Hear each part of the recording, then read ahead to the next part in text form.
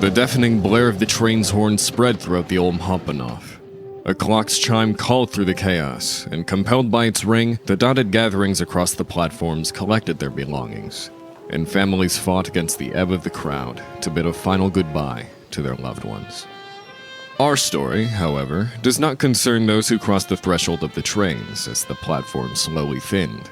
Rather, we watch the footbridge spanning the tracks and connecting platforms number 2 and 3, where 3 men watch over the crowd. The youngest of the men, Elijah, paced the length of the footbridge, his hand often finding repetition sweeping through his hair, which, at that time, was thick and shaggy. Standing close to the young man was the eldest of the 3, Ezra, whose head was permanently bowed as his lips twitched in silent prayer. Next to him was Alister, who no doubt leaned lackadaisically against the railing of the footbridge as his eyes scanned over the text of the Odyssey. His book snapped shut abruptly, as Elijah turned on the spot for the 1000th time, and Alister called out, "She's not going to make it, Ezra. We need to board." What do you mean she's not going to make it?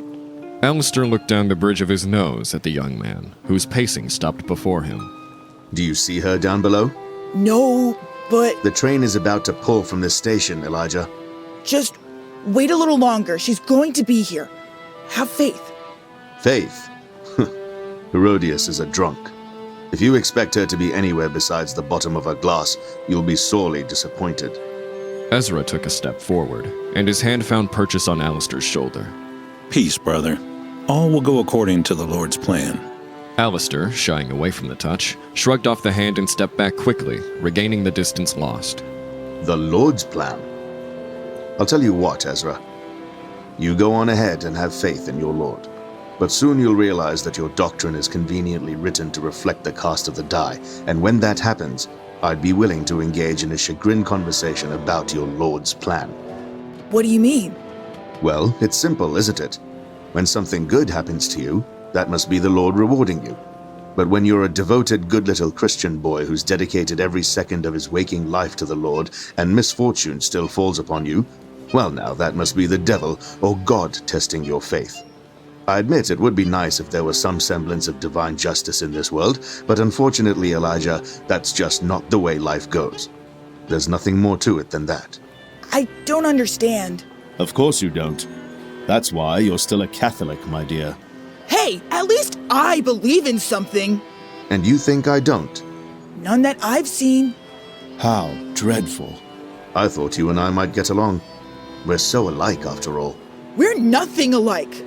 Oh? Give it time, little Elijah. Eventually, your curiosity will lead you to questions without answers, and then you will stand beside me.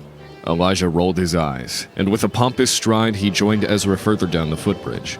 Elijah's arms crossed over his chest as he plopped to the ground at Ezra's feet. Can you believe him?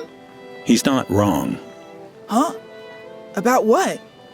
You're naturally curious, and someday you may ask a question with an answer that maybe you don't like, or one where the answer doesn't quite seem to exist.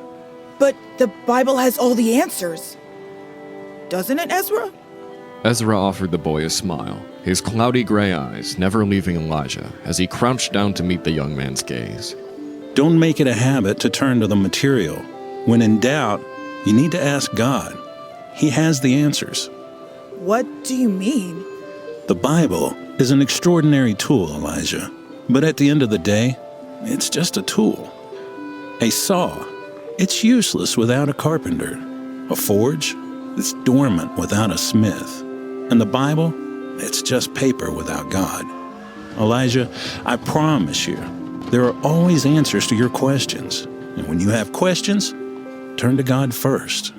Then seek counsel within the pages of the Bible or the words of a friend. Ezra pulled out a worn, cracked leather Bible and offered it to Elijah. Ezra clasped him on the shoulder as Elijah slowly nodded and took the Bible, clutching it close to his chest. As Elijah soothed himself with the presence of the book, the train sprang to life down below, causing Elijah to jump high into the air. As he landed with a start, a queer look overtook his face. With his head slightly cocked, the boy sniffed the air, then quickly threw himself against the rail, peering down below.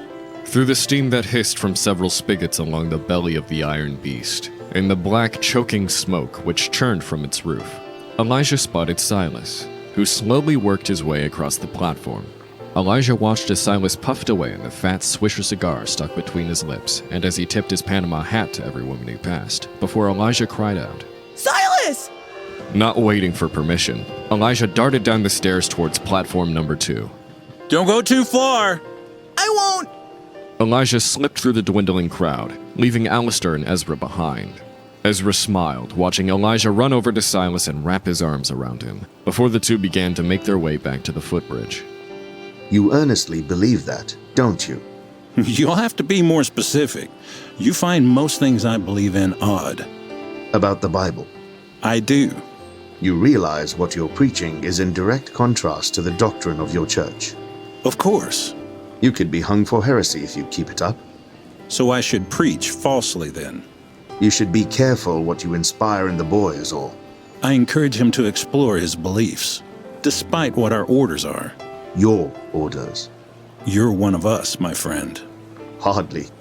You can choose to distance yourself from us if you want, but the perception you build to those around you is that you're a clergyman, Alister. I lack the brand, the symbols, and the seal. Only an idiot would think I'm one of you.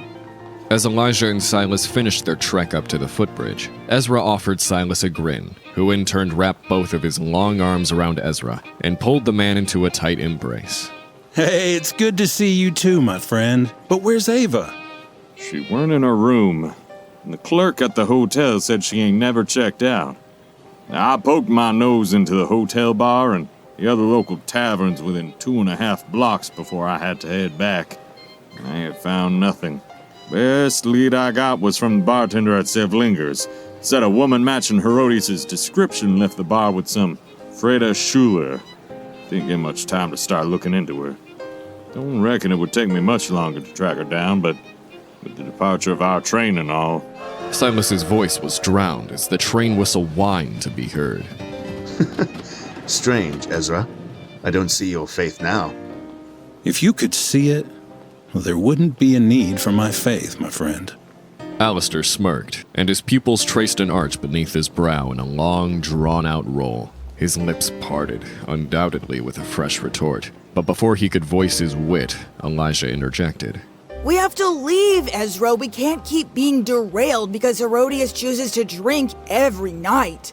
It isn't fair to those people, Ezra. She knew the departure time, just like everyone. We shouldn't have to wait around for her all day. And you know when she wakes up and realizes we left her behind, she'll peel herself off of whatever horse she passed out next to. Language. And hop on the next train.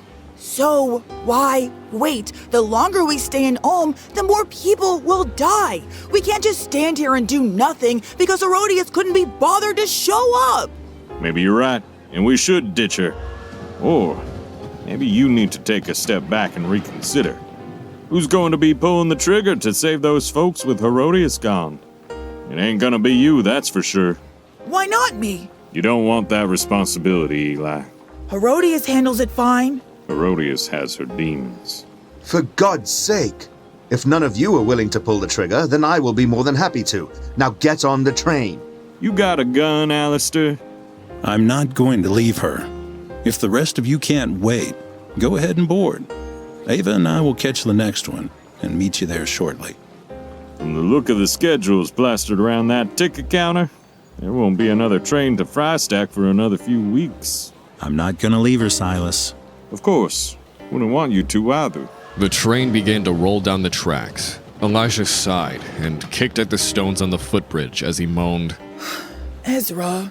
What a waste of a bleeding ticket. Are you sure you can't find her? I reckon I can. Might take an hour or so to track down this here Fraulein Schuler, but there ain't ever been a time where I couldn't. Right? What about Warsaw? Still found her, didn't I? Just took me quite a while to find her is all. Anyhow, once I drag her ass from bed, you want me to bring her back to the Garney? Yes, we'll need to discuss our next move. Anything you want me to say? Just the usual. I'll tell her anything I need to say once she's returned. God bless, and Godspeed, my friend. You as well. The four men exited the train station, the train itself following not far behind as it slowly began to gain momentum. At the gates of the station, Silas separated from the rest of the men, heading further into Ulm, while the rest made their way towards the Garni-Le-Rital Hotel. Hey everybody, thanks for listening to The Clergymen, Immortal Woman, a Leached Talent production, written and directed by N.E. Gonzorn, produced and audio engineered by James Quesada, music compositions and sound design by Maddie Gosshorn, narrated by Seth Weeks, and with voice acting by the following talented cast members: Vinay Nariani as Alister, Maddie Gosshorn as Elijah, Jeff Williams as Ezra, and Zan Kramer as Silas. Subscribe to the show so you don't miss an episode, and leave us a rating and a review to help other people discover the show. Check us out on social media and on the web by following the links in the show description. Thanks again for listening, and keep the faith.